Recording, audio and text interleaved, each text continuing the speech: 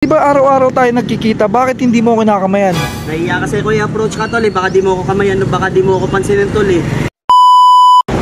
Ay nako, tagulan na. Lagi na lang madumi yung motor ko.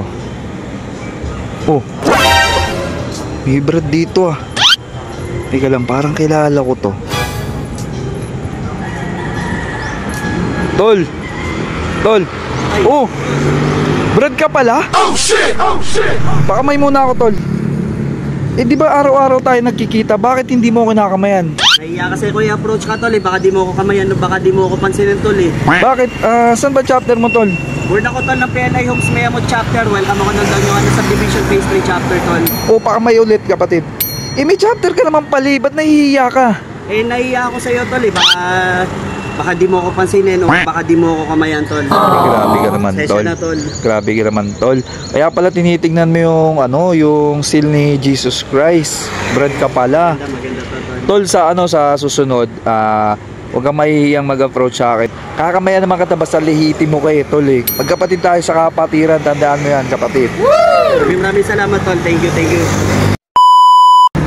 Yun mga tol, yung napanood yung video ngayon ay isang senaryo na nangyayari talaga sa ating mga Trisquillion. Pero talagang ibang mga brad na nahihiya or natatakot kumamay sa mga katulad ko sa kapwa natin Trisquillion. Kasi meron nga silang iniisip na baka tanongin sila ng ganon, tanongin sila ng ganyan, tapos hindi nila masagot. Siyempre iba yung iisipin nun. Pero ang payo ko lang po mga kapatid, kapag nakakita kayo ng brad natin o sis natin, kamayan nyo siya. Wag na wag po kayong mag-aalinlangan na kamayan yung kapatid natin Trisquillion. Tama po tol, Lakay. Hindi pamantayan na sukatan ang kasikatan, ang antas ng pamumuhay natin dito sa kapatiran natin tol. Ang mapapayo ko tol sa mga viewers na mga Trisquillion, wag nating hayaan mawala yung essence ng isa sa significant bonds natin mga Trisquillion, which is yung ating Trisquillion handshake. Brad Dash nga po pala na nagpapayo at nagbibigay ng salita na ang kapatirang Trisquillion ay walang pamantayan sa antas ng pamumuhay mga kapatid. Ang kapatirang Trisquillion, walang mayaman, walang mahirap, walang probinsya at walang taga Maynila. Ang lahat ng Trisquillion ay pantay-pantay at ang lahat ng Trisquillion ay magkakapatid. Maraming salamat po.